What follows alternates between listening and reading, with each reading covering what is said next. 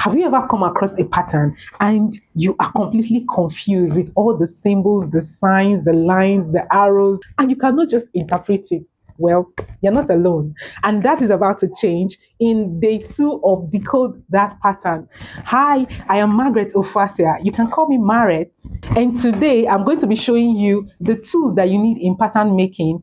And I will be decoding and breaking down the terminologies, or you can call them the symbols that are seen in pattern, so that you can finally start drafting and interpreting symbols like a pro. So this video is divided into 2 parts. The part 1 will talk about the tools, and the part 2 will talk about the terminologies. What are you waiting for? Let's go. Now let's talk about the tools that are needed. What are the tools you actually need in pattern making?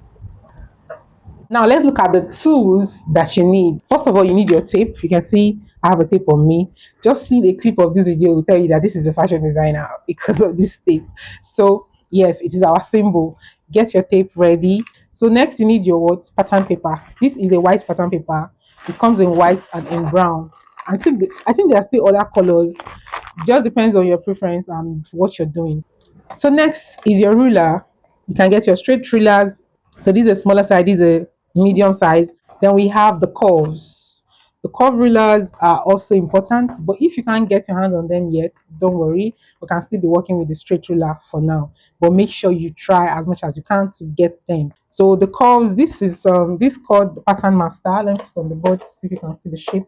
This is how it looks like. It's called pattern master in this part of the world. I don't know what it's called wherever you are.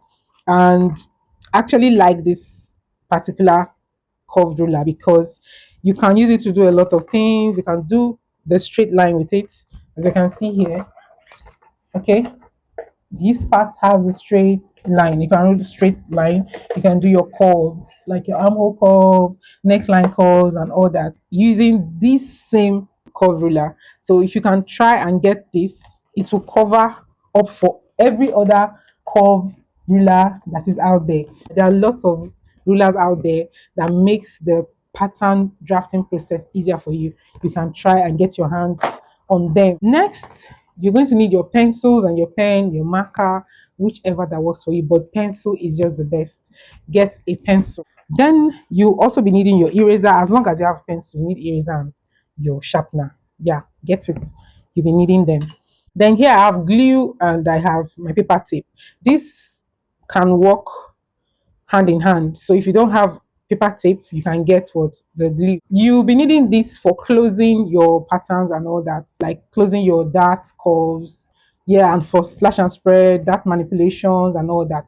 Yes, you'll be needing any of this. I also have something here that I use quite a lot. So this is called the tracing wheel. Okay, there's a wheel here. Use it to transfer marks, your markings, especially your dart marks or the sidelines or whichever marks at all, to another paper, maybe from one paper to another, and even from your paper to fabric. You can use it to transfer the markings there. Okay, and I love to use what is called carbon paper. I don't have a sample here. I was trying to look for it. It makes the transferring work easier. If you use the carbon paper while transferring your lines in between the papers, and you're transferring the line from paper A to paper B, and your carbon paper is in between, the tracing wheel will transfer the lines and make it visible under that paper. I think I'll just put a picture around this video so that you see what I'm talking about there. So tracing wheel, very, very important. So I also encourage you to have a notebook. So if you don't have a notebook, I mentioned it in day 1. If you don't have a notebook, make sure you get it. So these are basically what you'll be needing in this decode that pattern process. So there are lots of tools out there that you can use in your pattern making journey. Okay, just do your research, you'll get to see more of them. But these ones I've mentioned are just the basics that you need to kick off. Okay, now that is about tools. Remember I told you we're talking about 2 things today, so make sure you're still there. Now this is your challenge action for day 2 part 1. Take the picture of your favorite drafting tool and make a post about it. Tell us what we don't know about it. Just make a research. Just be wild, be jovial about the whole thing, and tag me. Tag me. You can also use the hashtag decode that pattern with Maret on your screen so that I will be able to see the video and engage. Remember, you're here to sow, to slay, and to succeed. I'll see you in the next video.